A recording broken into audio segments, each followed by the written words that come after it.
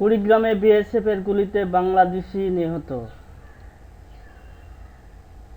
কুড়িগ্রাম জেলার রৌমারী সীমান্তে ভারতীয় সীমান্তরক্ষী বাহিনী বিএসএফের গুলিতে এক বাংলাদেশি নিহত হয়েছে।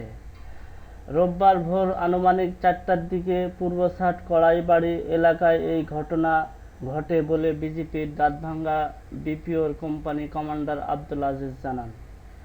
নিহত বাহারুল ইসলাম দাঁতভাঙ্গা ইউনিয়নের পূর্বছাট কড়াইবাড়ি গ্রামের বক্তার হোসেনের ছেলে। তিনি চোরা কারবারে জড়িত ছিলেন বলে বিজিবির ভাষ্য।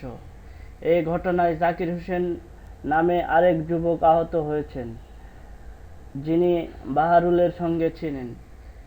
স্থানীয়দের বরাত দিয়ে বিজিবি কর্মকর্তা আব্দুল আজিজ জানান, পূর্বছাট কড়াইবাড়ি সীমান্তের 1055 এর 4S আন্তর্জাতিক সীমানা পিলারের কাছে ভারতের গোটালু ক্যাম্পের বিএসএফ জওয়ানদের গুলিতে আহত হন বাহারুল।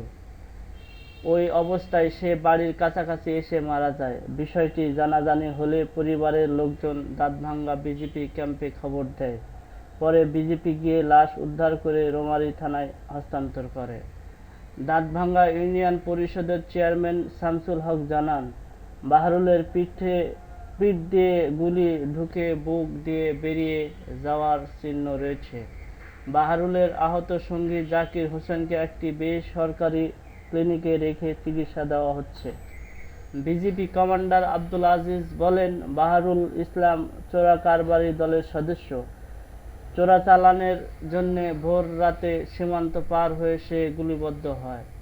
এর আগে গত শুক্রবার ভোরে রৌমারী সীমান্তের গয়েতাপাড়া এলাকায় একইভাবে নিহত হন 25 বছর বয়সী লাল মিয়া, যিনি গরু আনতে সীমান্ত পার হচ্ছিলেন বলে পরিবারের ভাষ্য।